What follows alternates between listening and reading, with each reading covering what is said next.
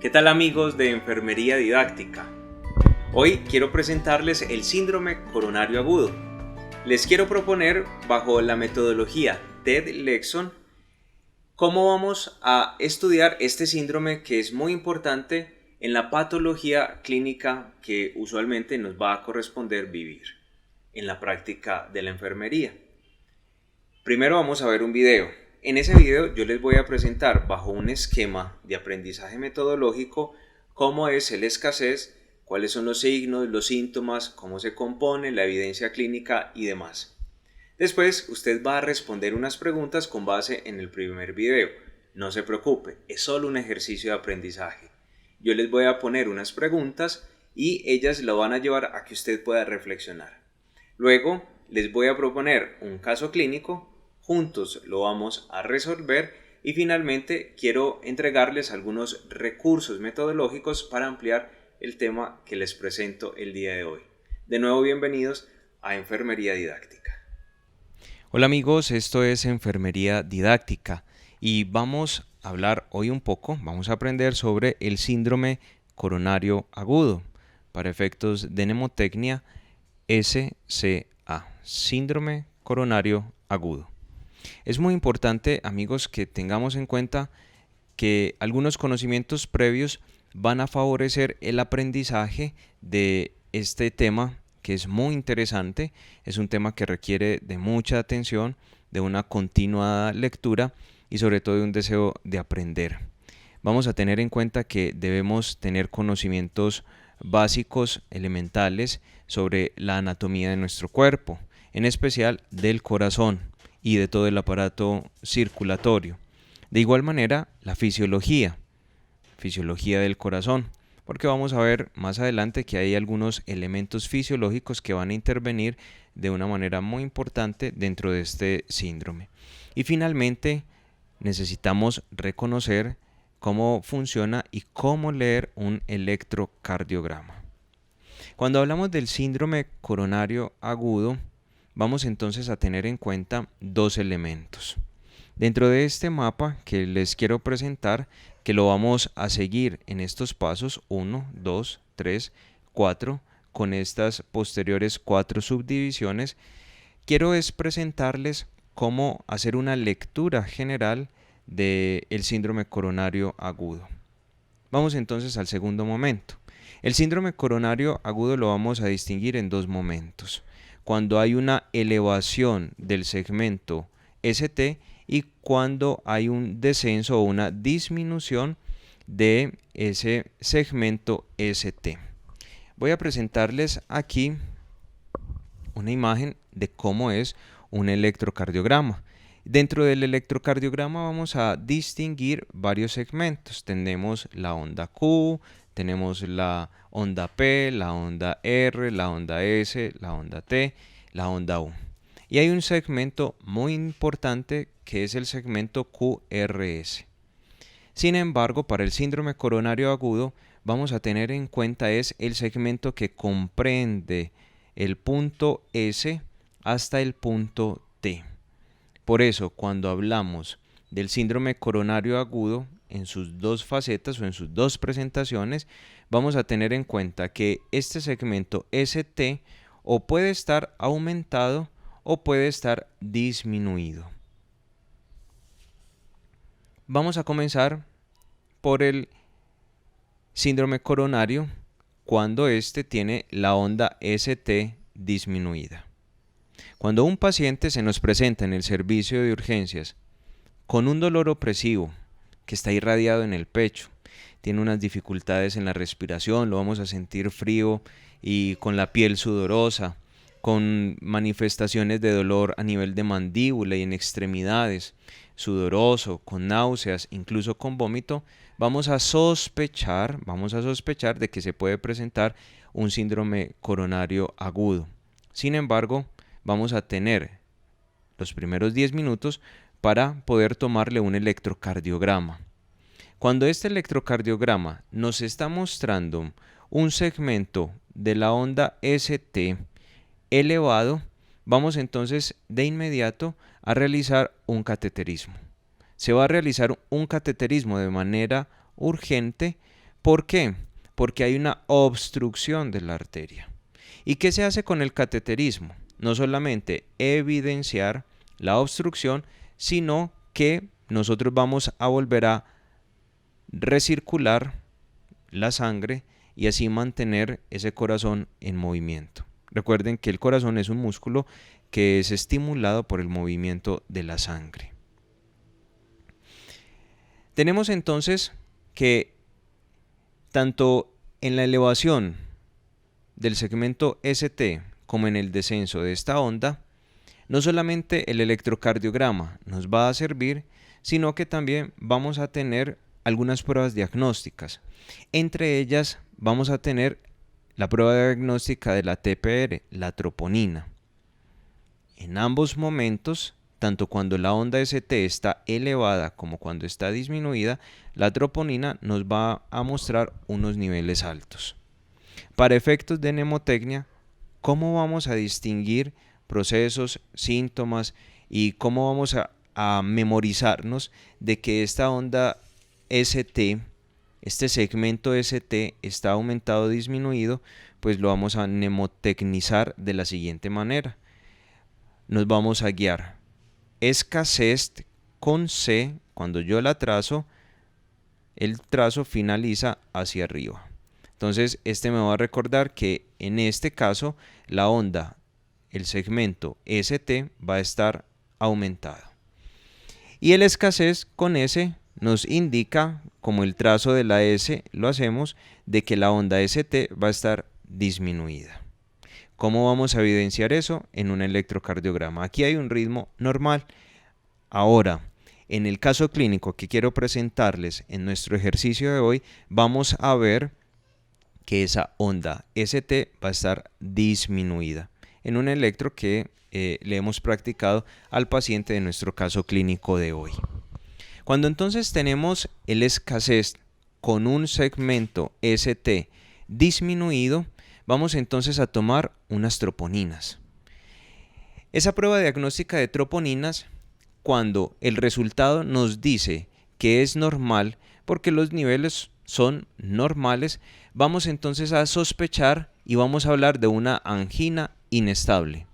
Pero si esta troponina está elevada, entonces vamos a hablar de un infarto agudo de miocardio o IAM. En el caso de la angina inestable, ahí vamos entonces a tener que no se nos va a presentar un necrosamiento del músculo, pero sí vamos a tener que la vamos a clasificar en unos estadios, del 1 al 3 y de la A a la C. Entre menor sea el número y menor la letra, vamos a hablar de un pronóstico muy positivo. Entre mayor el número y mayor la letra, vamos a hablar de pronósticos mucho más complejos. El peor pronóstico entonces será una angina inestable grado 3C. ¿Cómo nosotros vamos a poder diagnosticar una AI, o sea, una angina inestable? Vamos entonces a hacer una prueba de esfuerzo. Esa prueba de esfuerzo nos va a decir que si es negativa, pues entonces no hay un riesgo. Pero si la prueba de esfuerzo con base en el riesgo nos sale positiva, tendremos entonces que hablar de un cateterismo. Este cateterismo puede ser programado. Es decir, tenemos un factor de tiempo más importante.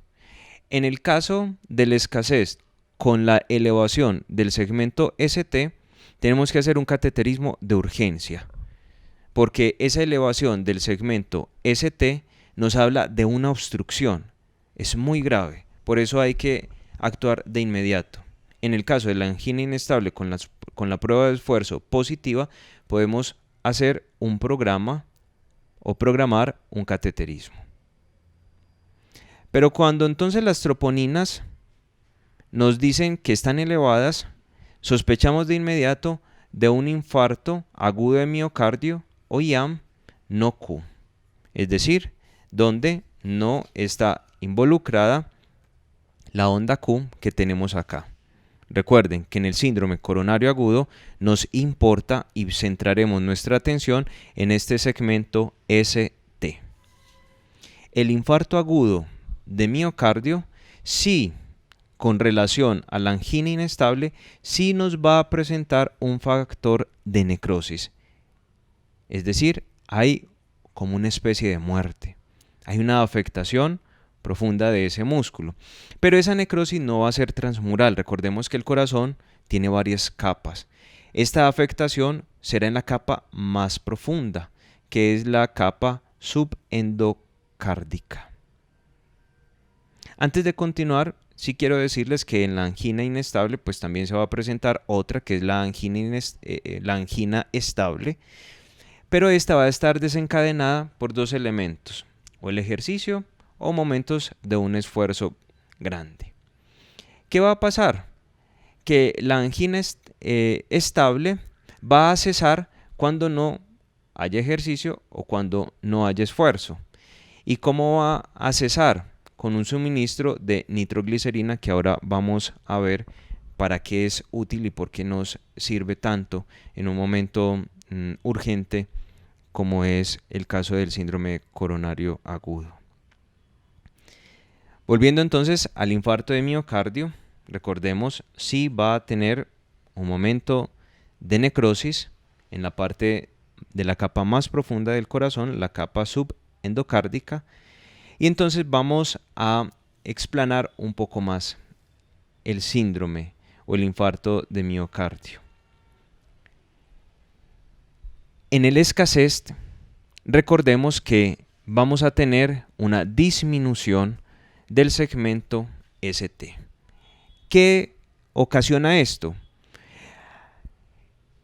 O más bien vamos a definirlo como un síndrome coronario agudo con descenso del segmento ST es el brusco o es la disminución brusca, es ese cambio brusco, momentáneo, intempestivo del flujo sanguíneo.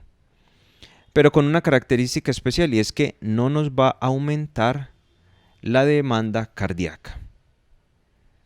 Un hombre que está en reposo, de un momento a otro, siente estos síntomas que lo van a alertar. Ya sabemos cuáles son esos síntomas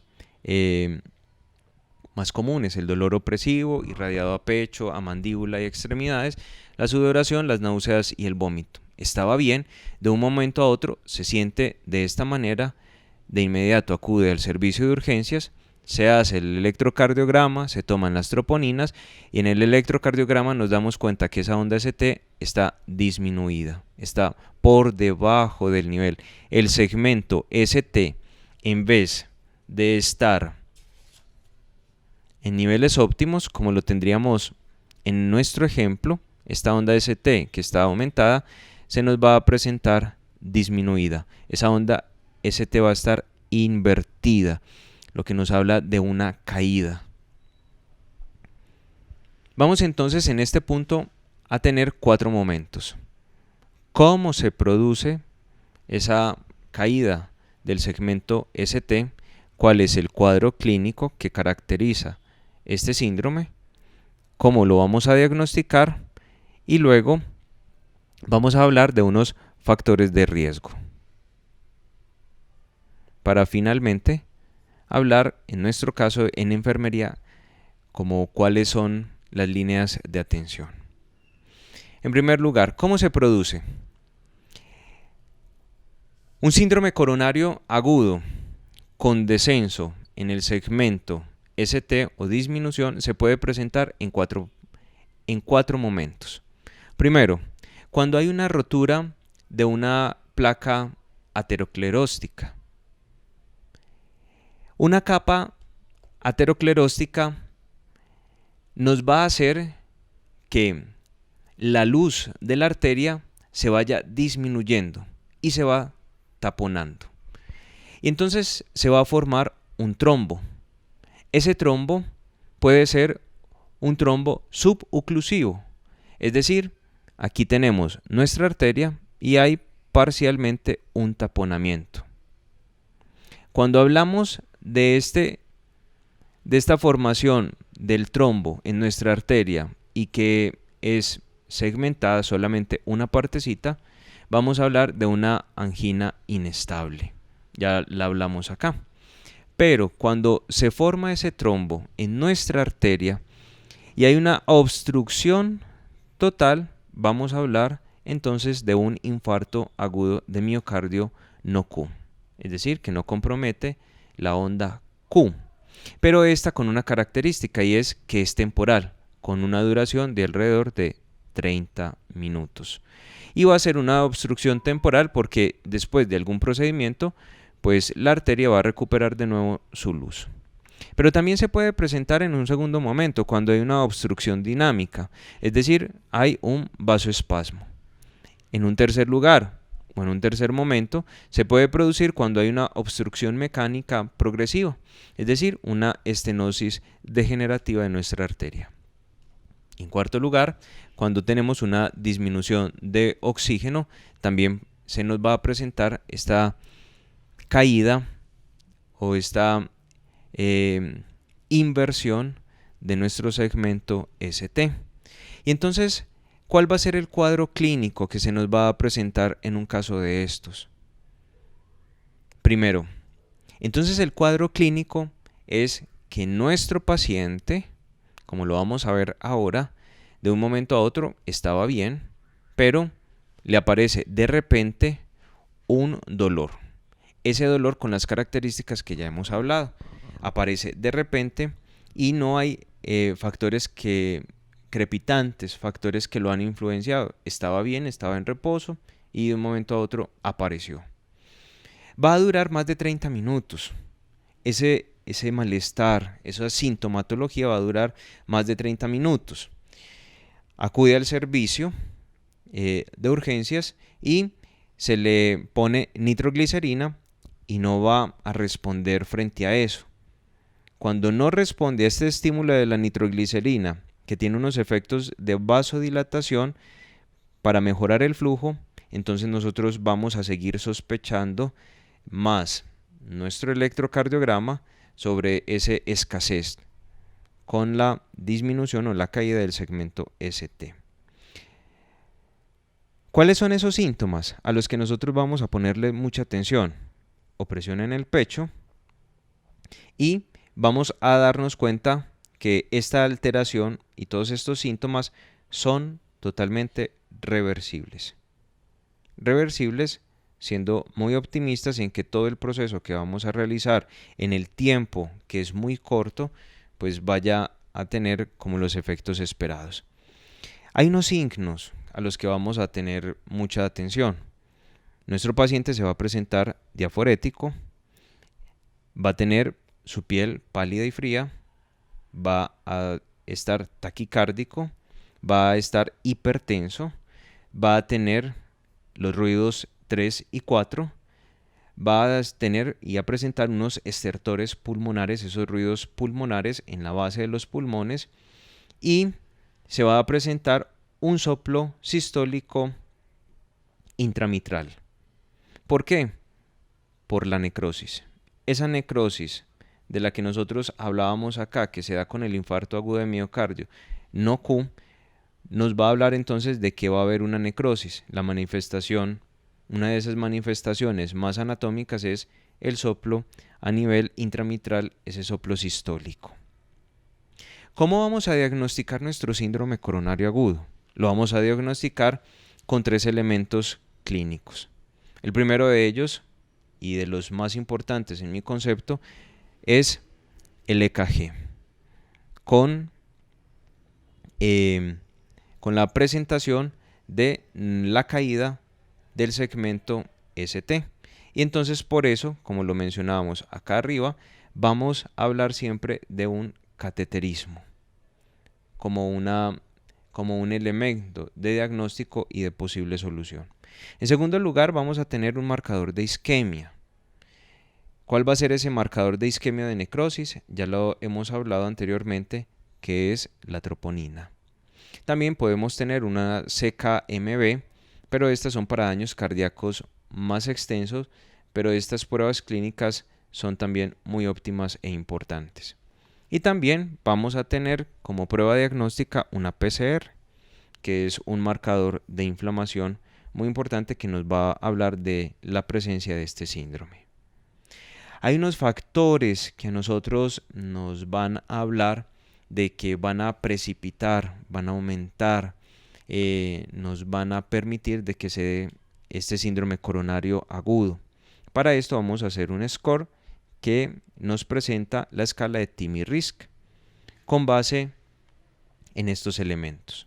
Primero, que los factores que pueden influenciar para que se nos presente ese síndrome coronario agudo son una edad de 65 o más años, tener 3 o más factores de riesgos como hipertensión arterial, colesterol alto, el consumo de tabaco y también la diabetes. Hay otros elementos o otros factores de riesgo.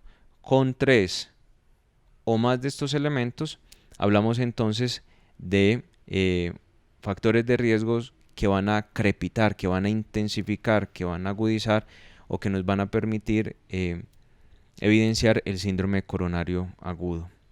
También vamos a tener una estenosis igual o mayor al 65%. Esto lo vamos a evidenciar con el cateterismo. También vamos a hablar de que cuando se le suministra ASA, este antiagregante, no van a haber mejorías de los síntomas. También hablamos del síndrome coronario cuando se han presentado 2 o más anginas inestables en el transcurso de 24 horas. Y finalmente hablamos del síndrome coronario agudo cuando hay una disminución del segmento ST y un aumento de los biomarcadores. Ya hablamos de cuáles eran esos biomarcadores: la troponina, la PCR y en algunos casos la CKMB. Hasta aquí entonces es la presentación general del síndrome coronario agudo. ¿Qué vamos a considerar? Vamos a considerar para el tratamiento de nuestro paciente 3 elementos. Vamos a tener un tratamiento a corto plazo, es el más urgente, el más inmediato, y luego un tratamiento a mediano y largo plazo. En el corto plazo, ante la sospecha de esta isquemia, vamos a tratar. En la literatura médica, en general, encontramos que el tratamiento a tiempo va a permitirnos no solamente que la calidad de vida, sino salvarle la vida al paciente. Hablamos de que la primera hora es la hora de oro. El tiempo es el principal enemigo que nosotros tenemos en caso de presentarse el síndrome coronario agudo. Entonces se nos recomienda de que haya un tratamiento y un tratamiento de inmediato. Vamos a tener allí en cuenta que en el momento del triaje poder distinguir los síntomas que nos hablan de esta patología podrá salvarle la vida al paciente. En segundo lugar, vamos a hablar de una hospitalización para efectos de monitoreo. Nosotros a una persona, en este caso, debemos de dirigirlo en el menor tiempo posible a una sala de hemodinamia. Probablemente en el trabajo vamos a encontrar de que en nuestras clínicas no hayan salas de hemodinamia, áreas para estos casos. Lo más recomendable es poderlos dirigir o atender en el menor tiempo, porque recordemos que el tiempo es el factor que gira en contra de poder salvar la vida a un paciente con estos síntomas. El monitoreo lo vamos a hacer durante las 24 horas siguientes al evento, probablemente más tiempo, pero como mínimo 24 horas para poderse hacer seguimiento al paciente. Y en tercer lugar, vamos a suministrar antiagregantes y anticoagulantes. Esto a corto plazo. A mediano y largo plazo vamos a tener unos tratamientos con estos fármacos. Se van a suministrar nitratos para favorecer la vasodilatación. Vamos a suministrar beta bloqueadores para el control del ritmo que se ha alterado por este síndrome. Vamos a suministrar calcioantagonistas para poder recuperar la fuerza de contracción de nuestro músculo. Recuerden que el calcio es fundamental para la contracción muscular, y también se van a suministrar estatinas para evitar el acúmulo de placa. Este elemento de acúmulo de placa, recordemos que es un factor que desencadena en su mayoría el síndrome coronario agudo. Vamos entonces a continuar con nuestra lección. Vamos ahora a responder unas preguntas y a continuar con la propuesta de aprendizaje sobre el síndrome coronario agudo.